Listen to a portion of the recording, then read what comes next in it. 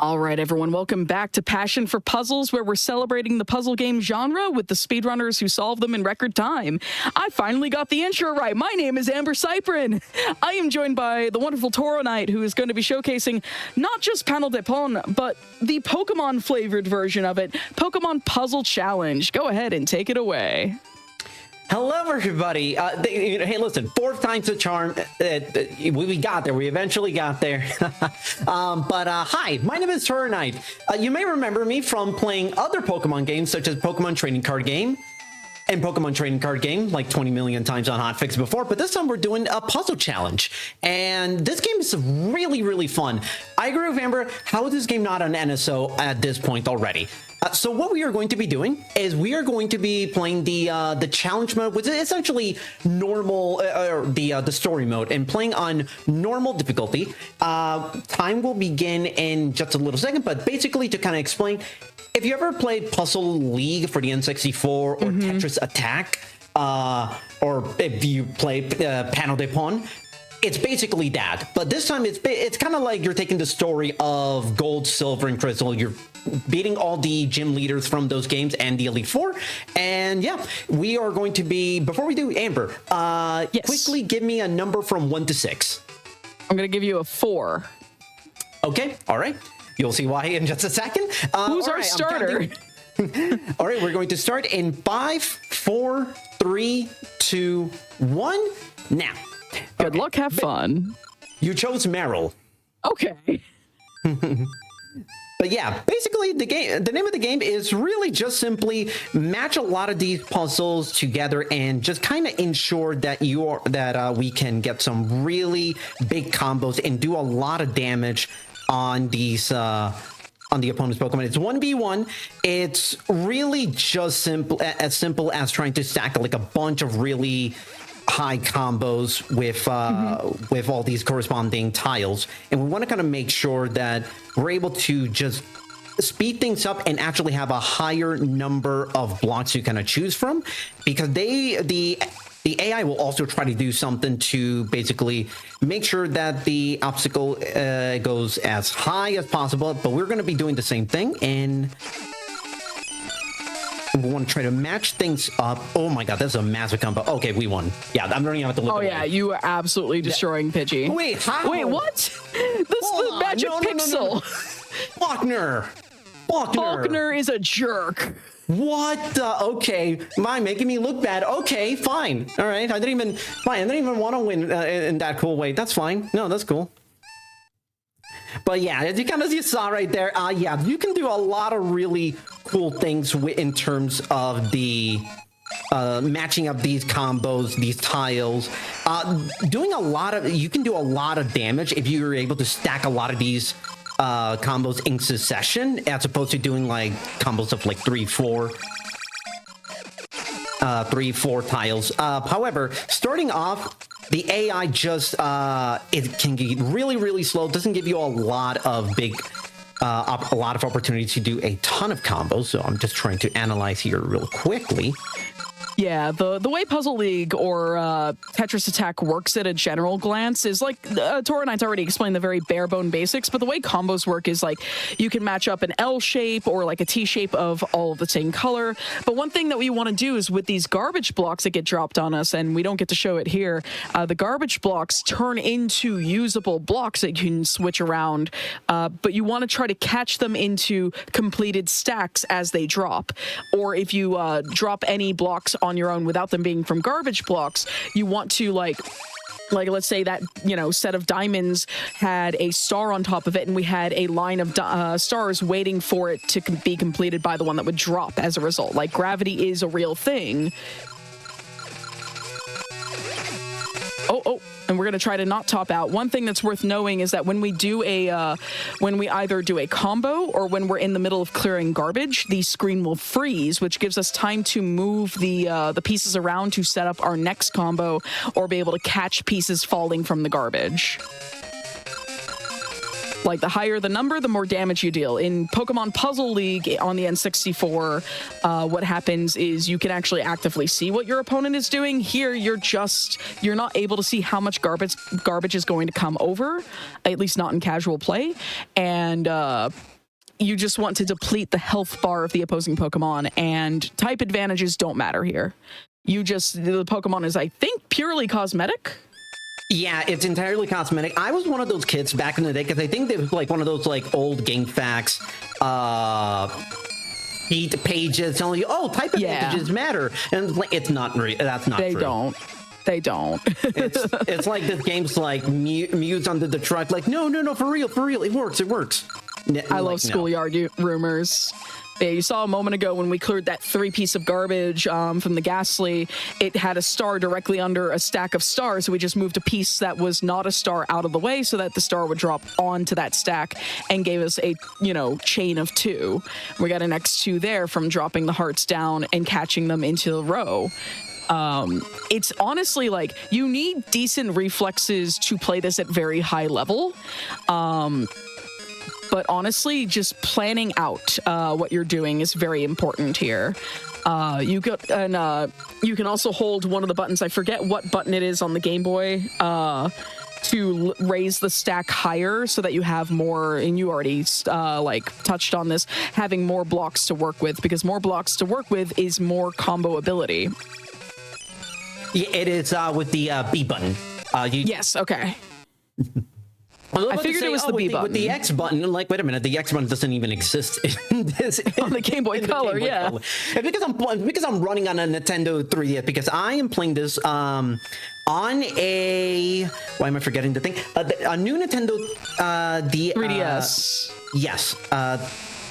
Because this game actually did come out on the Virtual Console way back when, it was giving us a lot of really cool classic games. And I'm going to wait until... Okay, now you see, some of these AI can be incredibly annoying. And, oh my god, that's a 3... Oh, that's a 3-piece. Love it. Yeah, here in Puzzle Challenge, you actually, the opposing Pokemon that the gym leader selects actually changes with the difficulty. I want to say it's like Magnemite that Jasmine selects instead of Steelix on easy. No, and they actually remain... it's the same. The same Pokemon. It's the same. It just gets unbelievably more difficult. Okay, I might be thinking of the N64 version then, because there were 3 Pokemon that each character could select from. And I think if you, the higher the difficulty, the different Pokemon get selected, just to be like, oh, it's a stronger Pokemon. Oh, yeah, no. On the most difficult, on the highest difficulty, which is intense, that Faulkner's Pidgey might as well just be Arceus. You might as well be fighting Arceus. He's it is intense. It is that difficult. The difference is not just with the puzzles being a lot more difficult in Puzzle Challenge. With the higher go the difficulty, but also the content. In easy mode, the run stops once you beat the final gym leader, Claire. From normal and higher, that's when you actually get to fight the Elite Four. Yes. At hard mode and higher, you actually get to fight Lance. Yeah, I actually had to beat normal mode, I think, for retro achievements last year. It was the first time I'd beat the game on normal, and or maybe it was hard. I can't remember if it was normal or hard, but I remember getting to see Lance, but I don't think I actually fought him, so it must have been normal mode.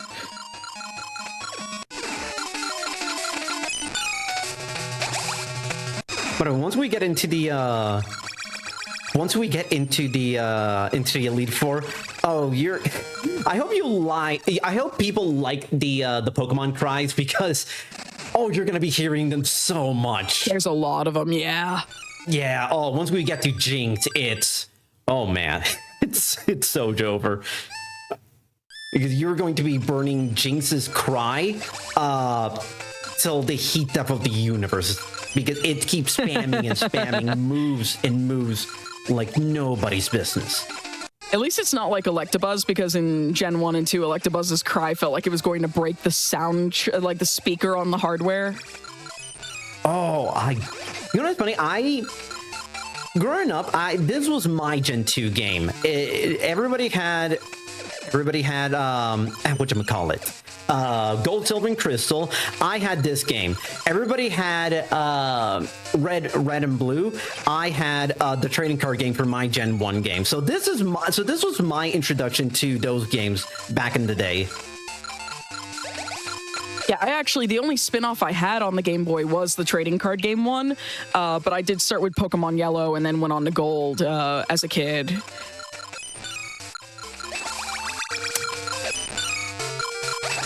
So like I did play the N64 version of like the Pokemon flavored Tetris Attack.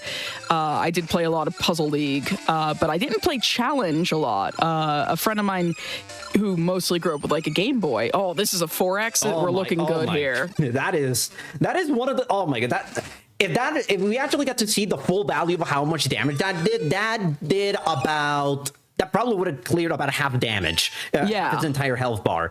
The way it works with the health bar in this game is doing the simple 4-piece combos. Like, yeah, they can be good, but if you're able to do a lot of stacking, like multi-line combos, and just keep that progression going, you'll do more damage. It's not exactly like a full-on multiplier, but it does do a significant amount of damage.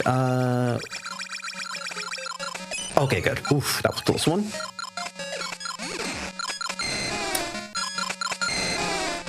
At least we have the stars to be able to trigger this guard. Oh, okay. It is time to do that. Yeah. It is time to pop the garbage.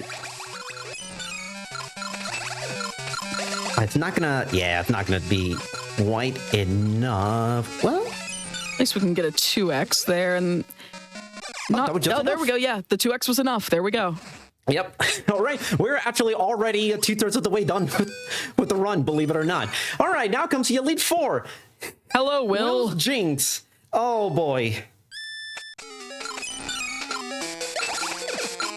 Oh, my God. The damage sprite of Jinx is great. Oh, no, the sprite work in this game is just absolutely amazing. Yeah, before we had, oh, here we go. Before we had a Mystery Dungeon giving us cool portrait sprites, we had this and Pokemon Pinball. Oh my god, Pinball was the other one I had growing up. Pinball is such a goated game. I wish I had those games growing up. Ruby and Sapphire is like my preferred version of the Pinball series, but I need another one. Give me another one, please. Oh, good God. Will, please. Okay. Yeah, when you start topping out, you have a little bit of time while your pieces look squished to still try to function and try to pop the garbage to keep the game going. That was actually a really clutch Will. I was worried. Oh my god, the surrender sprite where it's just her hair holding like a white flag. I love it. Although it's funny, in practice, I'm gonna freely admit, I actually did lose. I think it was to Price. So this is already an exponentially better run than the last one for sure. Got it out in practice. Okay, we're buying ourselves a little bit of time here with the stop mechanic there.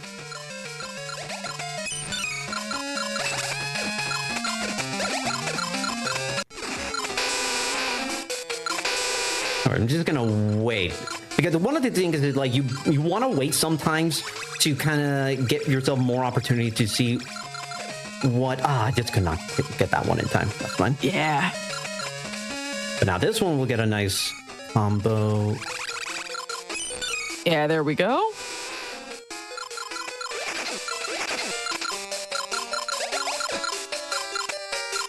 Give me a heart piece. Oh, okay. Okay, we got diamonds. We got diamonds. No worries. Oh, come on. There's got to give me something. Okay, no, we can absolutely work this. Oh my god, the stars literally aligned. Okay. That was like, that is a Final Fantasy X overkill. It really is. Oh my goodness. Actually, to the person who said that they have every single Game Boy Pokemon game released in the US, now that I'm thinking about it, I do as well, except for this game. I need to get a copy of this game. Yeah, this is one of those, like, I sure wish NSO had this game up for grabs. Yeah. How do I want to approach this? Okay.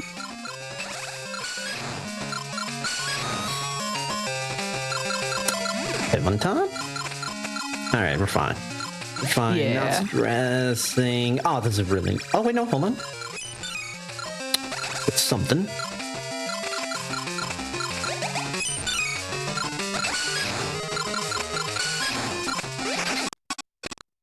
Oh boy, it's so... Oh god, it's crunchy, for sure. Yeah, it got real crunchy there for a second. My goodness.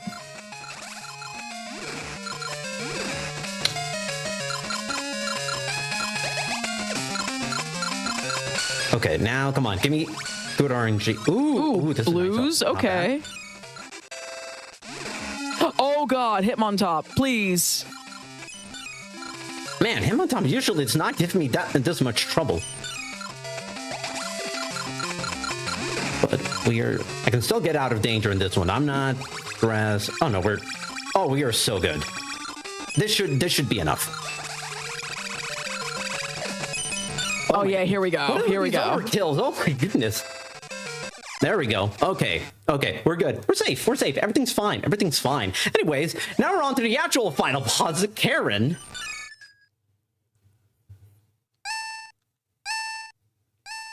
If I remember correctly, in even higher difficulties, if you're not consistently doing damage, you actually are...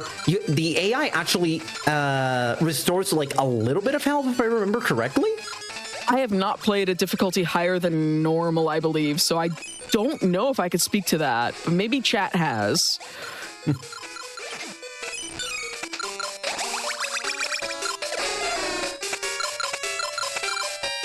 But yeah, time is coming up basically when the board like turns black, indicating that I won the fight. But oh boy, Karen's not really giving me a lot to work with here.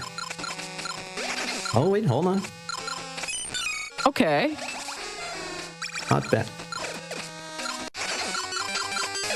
All right, we don't need the stressful music. We're fine. It's like, yeah, we're actually in an okay position here. It's one of the things where, like, I wish I could just like switch the positions of those blocks while like we're still in the movement and like the unraveling the garbage. Oh yeah. Portion. That would be so nice. I think the N64 version allows you to continue moving when things are frozen. I've definitely seen other versions of Tetris Attack like allow you to move blocks when the garbage is like transforming. Should be... Oh, nice.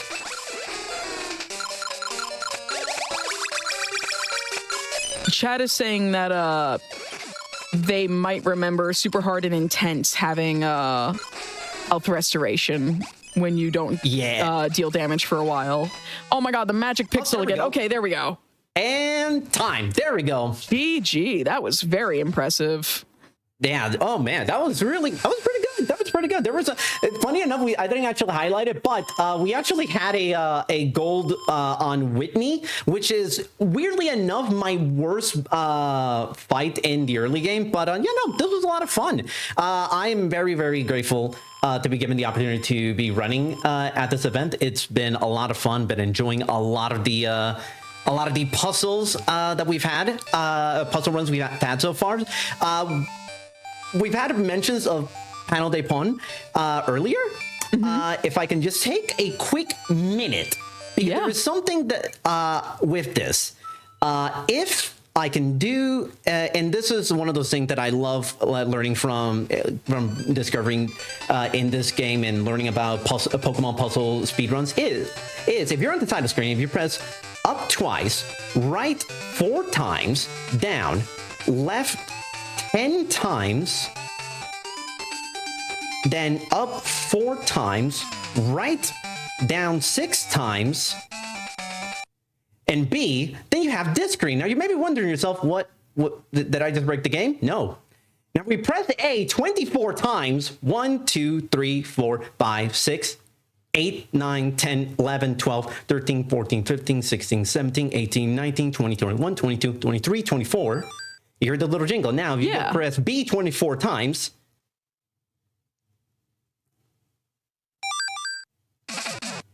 we unlock What? a incomplete ROM of a canceled penalty pawn Game Boy game. It's available in every copy of this game, including the 3DS Virtual Console port. That's so cool. Yeah, you can just play this in any time, and this is how it looks like. Oh, that is so cool. And it plays like incredibly well. And this is one of the cool things I've picked up when learning this speed game for sure. And shout out to the Pokemon, really Puzzle League, Puzzle Challenge, Tetris Attack community. Wonderful, wonderful crew. They hold like regular tournaments left and right, and their Discord. They have one of the coolest Discord server names, the League of Puzzle Speedrunners, which I think is really, really cool. But yeah, that is it for me. My name is Toronite. I run a lot of variety games, from Pokemon to Spyro to golf games to indie platform. I do the whole 9 yards. So yeah, if you like any of that, feel free to follow me on Twitch. And yeah, hope you all have a wonderful rest of Passion for Puzzles weekend. Thank you so much. That was a really cool secret to show at the end. Thank you so much for showing both the game and that little Easter egg. I never knew about that. I've never heard of that. That is so cool. But we've got more puzzling goodness for you. Actually, coming up next is if maybe Pokemon's not your thing, maybe you're more of a Sailor Moon kind of person.